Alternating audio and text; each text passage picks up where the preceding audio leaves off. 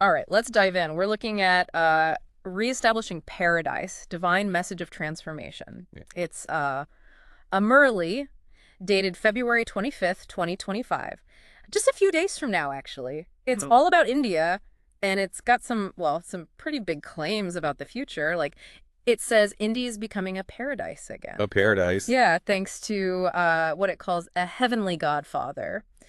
I'm curious, from your perspective, do you see similar ideas in other, like, spiritual traditions? Oh, absolutely. I mean, the idea of it, a divine being Yeah. descending to Earth to like usher in a new era. Right, That's right. a pretty common thread Yeah. in a lot of religions and spiritualities. You Mm. see it in figures like, Jesus in Christianity, Krishna in Hinduism, Uh-huh. all sorts of prophets and messengers throughout, history. It's this idea that there's a direct link Yeah. between the human and the divine. Really fascinating stuff. So this heavenly godfather idea kind of fits into a bigger pattern. But what does it mean for India to become a paradise? According to this Murli, Hmm. it mentions listeners becoming owners of heaven. Oh, owners of heaven. Well, that sounds pretty good. Right. But what's that actually look like? I mean, it probably doesn't mean we're talking about, buying real estate in the afterlife. Right. I think it's more likely a metaphor for, like, achieving some state of Okay. spiritual enlightenment, liberation. Many belief systems describe this as, like, profound bliss, peace, union with the divine. Hmm. It's not necessarily a physical place, more of an inner transformation. So owning heaven is about an internal state, not like an external reward. Yeah, I think so. But how do we get there? What does the Murli say marks someone who's on this path to owning heaven? Well, it describes a few key characteristics. Okay. One is having this, like, inner joy that can't be touched by sorrow. Hmm. Like this level of peace that goes beyond whatever's happening around you, no matter what life throws your way. That sounds, I mean, is that even possible to experience joy that deeply, even when things are tough? It's definitely a tall order. Yeah. But a lot of spiritual traditions believe that, by connecting with our true nature, that divine spark within, Mm-hmm. we can tap into this wellspring of joy that doesn't depend on external factors. So it's about cultivating this inner strength resilience. Yeah. They The s- Murli also mentions a royal demeanor. Hmm. What do you make of that? Should we all start wearing crowns and expecting special treatment? Not quite. Okay, good. Think of it more as like a sense of dignity, self-respect Mm-hmm. that comes from recognizing your inherent worth. Hmm. It's about carrying yourself with like grace and confidence, not arrogance, but this kind of like knowing who you truly are. Ah, so inner royalty, Exactly. not the kind that needs a throne. Right. That makes way more sense. It also says that people on this path, they'll feel this urge to share the good news. I could see that. Yeah, I mean, if you stumbled upon the secret to owning heaven, wouldn't you want to shout it from the rooftops? Of course. It's like a natural human impulse. Yeah. When we experience something profound, Right. we want to share it. Mm-hmm. And this is actually, this urge to share. It's a common thread in a lot of spiritual and religious traditions. Mm. Spreading the message, helping others wake up to the truth. Yeah. It's often seen as like a key part of the path itself. So it's not just about personal enlightenment, but also about helping others become enlightened. Yeah, that's a good way to put it. But getting back to India's transformation, the Murli talks about the restoration of something called the Sun Dynasty Okay. and the Adi Sanatan Devta Dharma. I'll be honest, those are new terms for me. Can you give us a little background? Sure. So the Sun Dynasty in Hindu mythology, this is like a legendary lineage of kings. Mm-hmm. They're descended from the sun god Surya. Mm. And it's associated with like a golden age of righteousness and prosperity in ancient India. So we're dealing with a mythical dynasty here. What about that other phrase, the Adi Sanatan Devta Dharma? Okay, so Adi Sanatan basically means eternal or original. Dharma refers to like righteous conduct, the cosmic order. Right. And Devi Devka translates to gods and goddesses. Mm. So putting it all together, it seems to be pointing to like the original eternal dharma of the gods and goddesses, a way of life that's aligned with divine principles. Wow, so this ancient, divinely ordained way of life Yeah. is making a comeback, according to the Murli. And to make things even more interesting, it says Brahma establishes this whole system. Who is Brahma in this context? So in Hinduism, Brahma is one of the principal deities, Hmm. part of the Hindu Trinity, along with Vishnu and Shiva. Okay. He's considered the creator god, responsible for bringing the universe into existence. Wow, so we're talking about a major figure here. Definitely. It seems like the Murli is drawing a direct connection between this heavenly godfather and, like, the very origins of creation. That's right.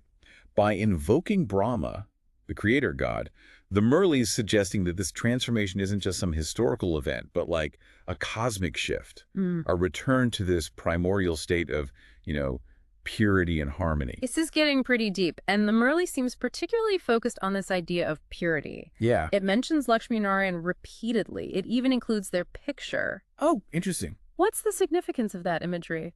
Well, Lakshmi and Narayan are two very important figures in Hinduism.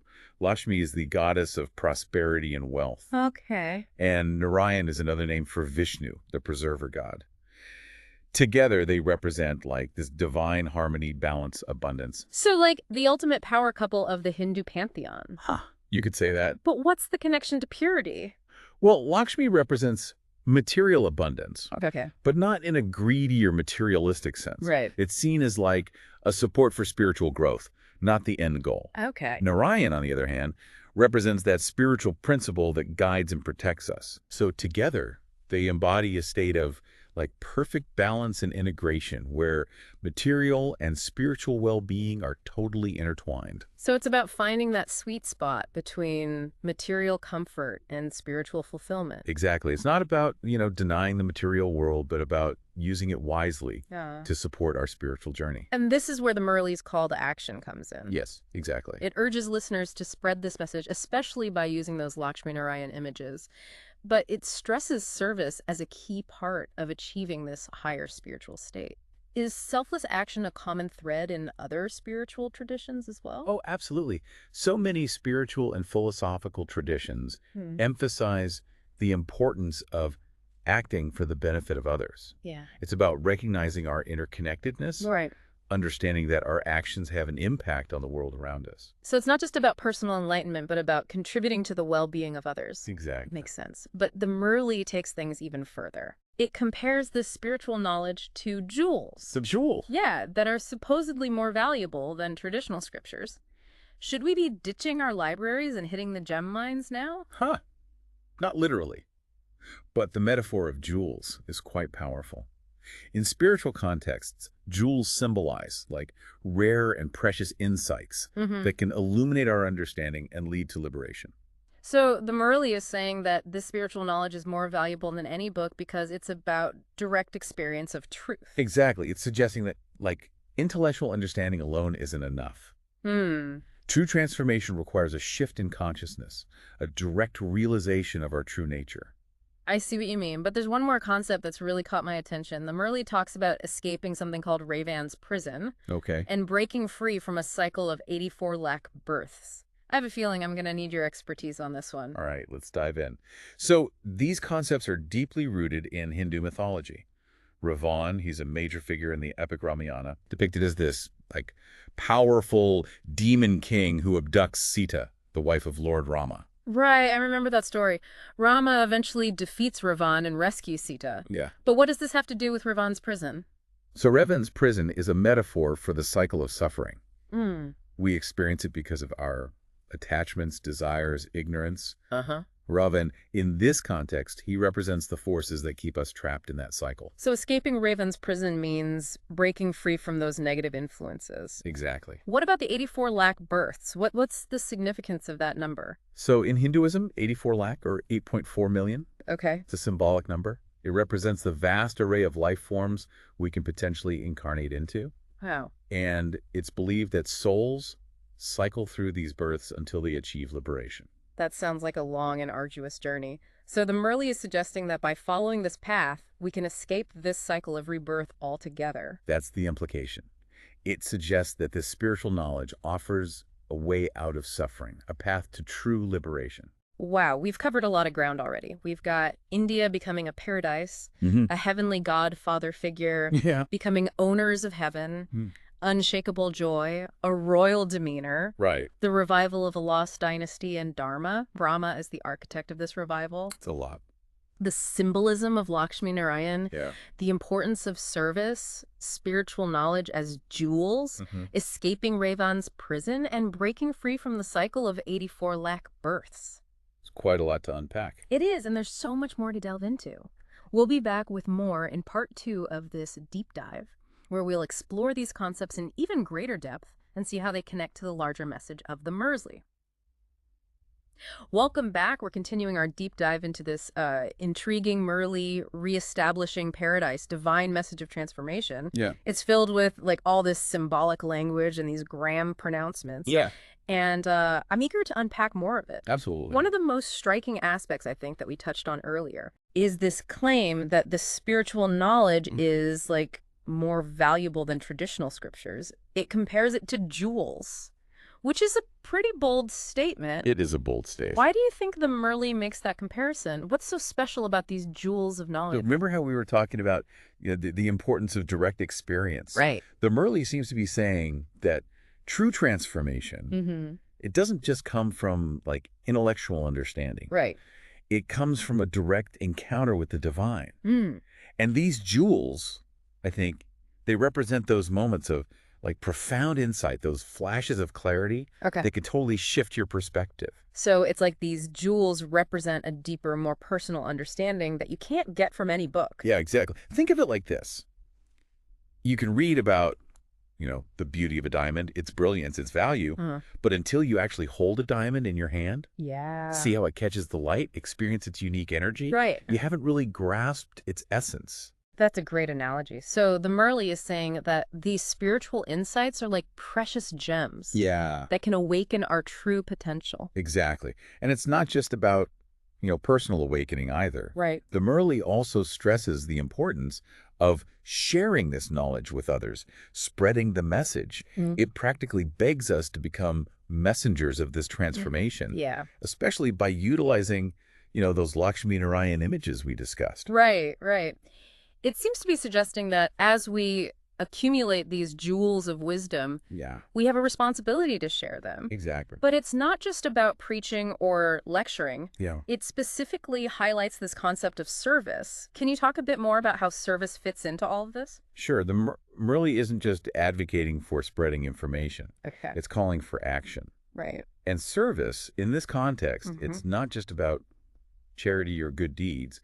It's about actually embodying these spiritual principles in how we interact with the world. It's about recognizing, our interconnectedness, understanding that our actions have this ripple effect. So it's about actively contributing to the well-being of others as an expression of our own spiritual growth. Exactly. It's about putting those jewels of wisdom into practice. Instead of hoarding them for ourselves, we share their brilliance by actually making the world a better place. That's a powerful message. But there's another concept in this Murli that I keep coming back to, and it's a bit more daunting. It mentions escaping Raven's prison Right. and breaking free from the cycle of 84 lakh births. Can you remind us what those concepts represent and how they fit into this whole message of transformation? Sure. Remember, Raven's prison is a metaphor Okay. for that cycle of suffering we experience because of our attachments, desires, ignorance. Right, right. And Raven, the demon king, represents those negative forces that keep us trapped. And the 84 lakh births Yeah. represent all the different forms we might take on this like endless journey through lifetimes. Exactly. Yeah. The Murli is suggesting that through this path of, spiritual awakening, through accumulating those jewels of wisdom, engaging in service, You're right. we can actually break free from this cycle of suffering and rebirth. So it's like a jailbreak for the soul. You could say that. It's about reclaiming our inherent freedom, recognizing our true potential. But escaping Ravan's prison sounds like a difficult feat. It's not easy. How do we even begin to loosen the grip of those negative forces? What can we do in our everyday lives to start this process of liberation? Well, the Murli emphasizes two key practices: Okay. remembering the Father and maintaining purity. And remembering the Father. Yeah. It doesn't necessarily refer to like a specific deity, Yeah. but rather it's about cultivating a constant awareness of that divine presence within us and around us. So it's about fostering that connection to the divine, whatever form it takes for you. Exactly. What about maintaining purity? What does that entail? Well, purity in this context, Yeah. it's got multiple dimensions. Okay. It's not just about, like, physical purity, Right. like what you eat or drink. Mhm. It's also about cultivating purity in our thoughts, our speech, our actions. So it's about aligning our inner and outer worlds, making sure our actions reflect our spiritual aspirations. Precisely. Living with intention. Hmm. Making choices that are in harmony with, our deepest values Right. and that contribute to the well-being of ourselves and others. That makes sense. But honestly, it can be tough to maintain that level of awareness and intention Yeah, in our, busy, often chaotic lives. that's a challenge. Do you have any advice on how to actually integrate these practices into our daily routines? Well, it's definitely a challenge, Yeah. but even small steps can make a difference. For remembering the Father, Okay. even just a few minutes of meditation or quiet reflection each day Mm-hmm. can help strengthen that connection. So it's about finding those moments of quiet amidst the noise. Yeah, exactly. What about maintaining purity? Any practical tips there? I think it's about being mindful of your choices, both big and small. Mm. Asking yourself, does this action align with my values? Does it contribute to my well-being and the well-being of others? Right. It's about making those conscious decisions that reflect your commitment to this path. That's helpful advice. But before we get too caught up in the how-to aspect of all of this, Yeah. I want to step back and consider the big picture. Okay. We've got this vision of India transforming into a paradise. Mm-hmm. This idea of escaping Raven's prison. Right. This potential to break free from the cycle of 84 lakh births. It's a lot to absorb. It is. And we're just, scratching the surface of this Murli's profound message. You're right. And there are still some key questions I think we need to explore. What specific signs would we expect to see if India were truly becoming a paradise?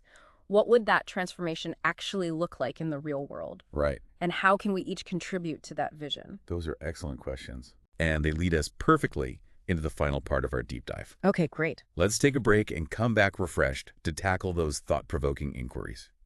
Welcome back to our deep dive into reestablishing paradise. We've covered a lot, from this heavenly godfather to spiritual jewels and even escaping Revan's prison. But as we wrap up, I want to shift gears a bit and Okay. talk about what this all means, practically speaking. The Murli says India is becoming a paradise. Right, right. If that were true, what would we actually see happening? Would there be certain events or changes in society that would signal this transformation?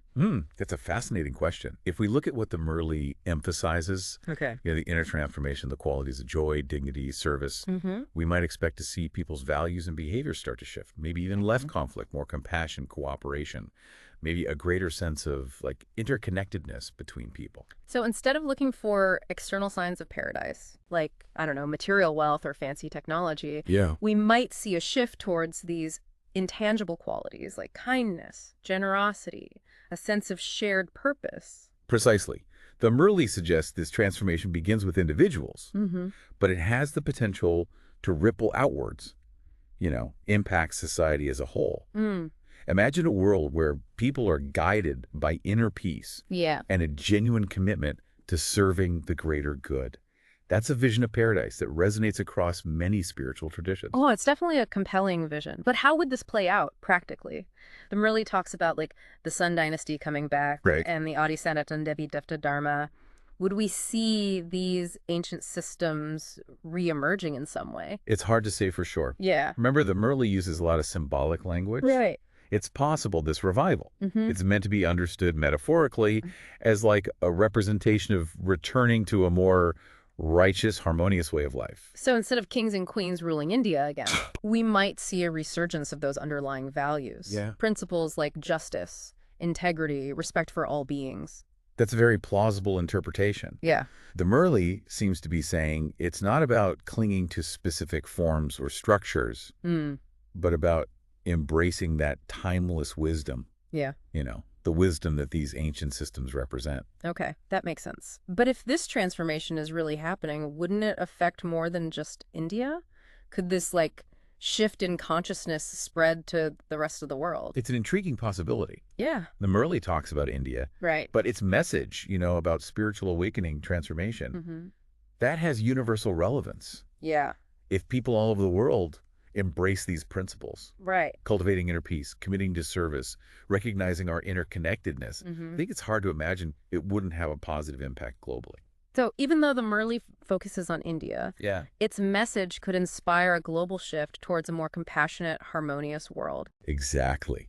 It invites us to consider the transformative power of spiritual awakening, not just for individuals, Right. but for all of humanity. This has been a truly thought-provoking deep dive. We've explored the Murli's claims about India's transformation, Hmm. delved into its symbolism, and considered what it all means on a practical level. But as we wrap up, I want to turn the focus back to you, the listener. I agree. The true value of any exploration like this is how it Yeah. resonates with you personally. Exactly. This Murli challenges us to ask some big questions. What would it mean for you to own heaven in your own life? Hmm. How can you cultivate joy, dignity, service Hmm. in your everyday interactions? Right. And what role do you want to play in creating a more harmonious, compassionate world? These are questions worth pondering. They are. And remember, transformation isn't a destination, it's a journey. It is. Take what resonates with you from this deep dive Mhm. and let it inspire you to keep exploring, keep growing, keep evolving. Thank you for joining us on this journey through reestablishing paradise. We hope it sparked your curiosity, challenged your assumptions, Mhm. and left you with a sense of possibility. Until next time, keep seeking, keep questioning, and keep transforming.